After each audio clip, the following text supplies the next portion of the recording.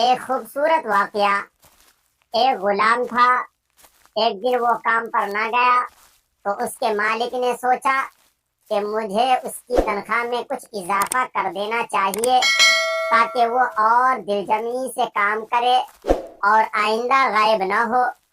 اگلے دن مالک نے اس کی تنخواہ سے زیادہ پیسے اسے دیے جو اس نے خاموشی سے رکھ لیے، لیکن کچھ دنوں بعد وہ دوبارہ غیر حاضر ہوا تو اس کے مالک نے غصے میں آ کر اس کی تنخواہ میں کیا گیا اضافہ ختم کر دیا اور اس کو پہلے والی تنخواہ ہی دی۔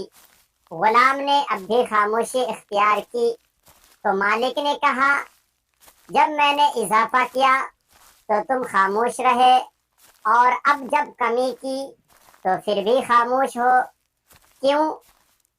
تب غلام نے جواب دیا، جب میں پہلے دن غیر حاضر تھا تو اس کی وجہ بچے کی پیدائش تھی اور آپ کی طرف سے تنخواہ میں اضافے کو میں نے وہ رزق خیال کیا جو وہ اپنے ساتھ لے کر آیا، اور جب میں دوسری مرتبہ غیر حاضر تھا تو اس کی وجہ میری ماں کی وفات تھی اور آپ کی طرف سے تنخواہ میں کمی کو میں نے وہ رزق خیال کیا جو وہ اپنے ساتھ واپس لے گئی۔